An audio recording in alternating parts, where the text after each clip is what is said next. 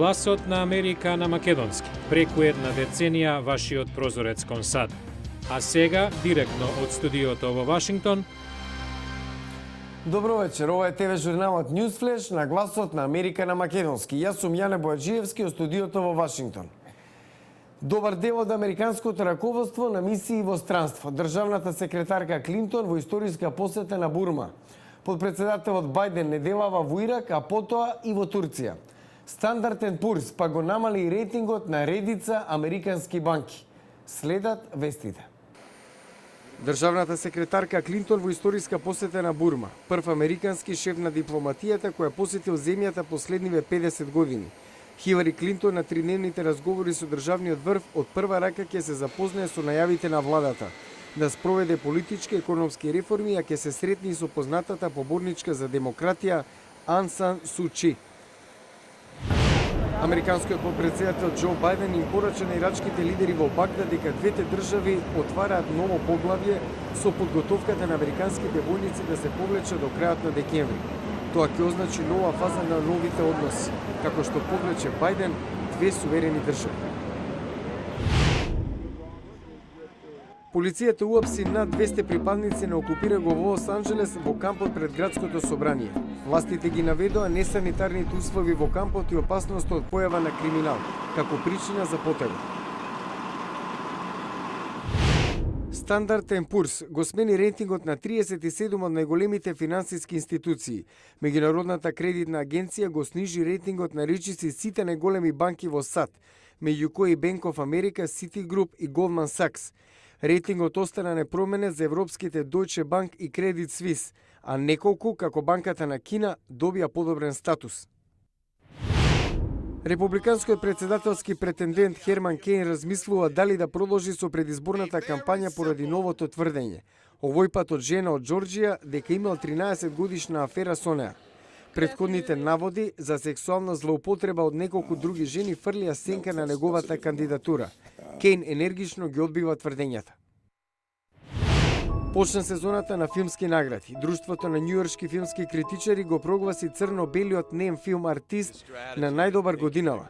Бред Пит е најдобар актер за улогите во Манибол и Дрвото на животот, а Мерил Стрип за толкувањето на Маргарет Тачер во Железната леди. Звездите од НБА Леброн Джеймс, Двејн Вейд, Кармело Ентони и Крис Пол како хуманитарци деле оброци на семејства во Бруклин преку фондацијата на Кармело Ентони. Откако беше постигнат преоден договор меѓу играчите и собствениците на лигата, се чека на негова ратификација и почеток на скрадената сезона во НБА. Детройт е една од најтешко погодените американски метрополи од сиромаштија и деградација изминативе децении. Но во градот на автомобилите се јави нова надеж. Станува град на градините. Погледнете. Джеки Хант речиси секој ден на фармата D-Town во Детройт. Сакам да одгледувам големи, сочни домати. Сакам кога можам да кажам, ова е моје дело. Зарем тоа не е голема работа? D-Town е урбана фарма на 1,6 хектари на која се одгледуваат 35 различни видови на овошји и зеленчук. На неа работат волонтери, кои за возврат добиваат попуст на производите. Джеки додава, вака жителите на економски потресени од Детройт имаат лесен пристап до свежа храна. Сакаме да им овозможиме на оние кои не се занимаваат со одгледување или кои немаат двор, да се уверат колку е едноставно да се одгледува овошје и зеленчук и да се нахрани семејството.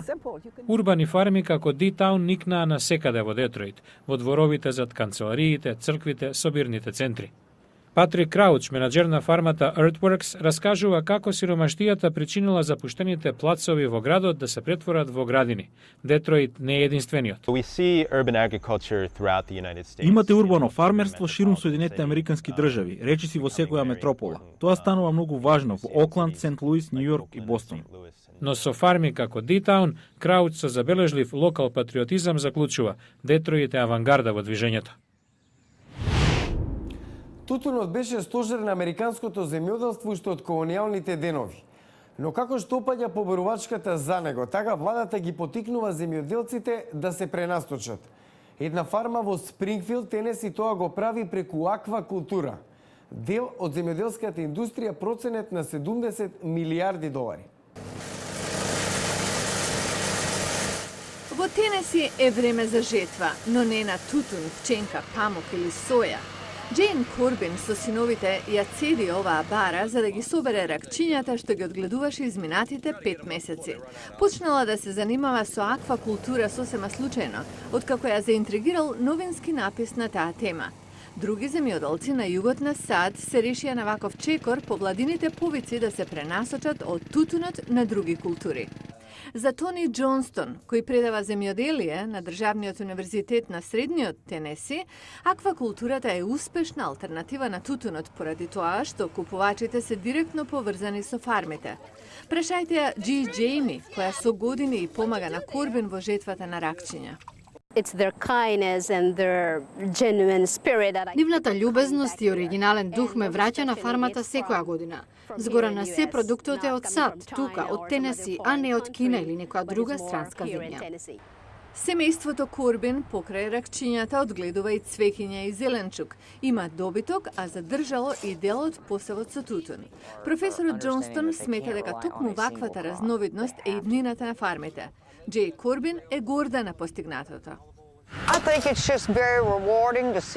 Задоволство е кога ќе видите што се сте произвеле и што се може да произведете.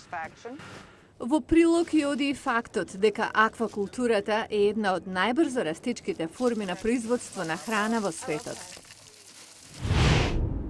А утре во News Flash повеќето луѓе со години остануваат на истите работни места поради сигурност или други привилегии.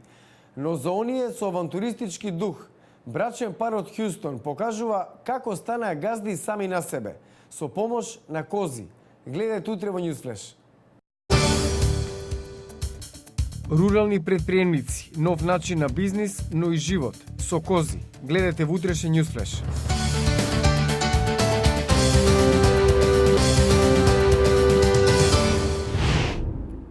Го гледавте News Flash на гласот на Америка на македонски. Јас сум Јане Бојаджиевски од студиото во Вашингтон.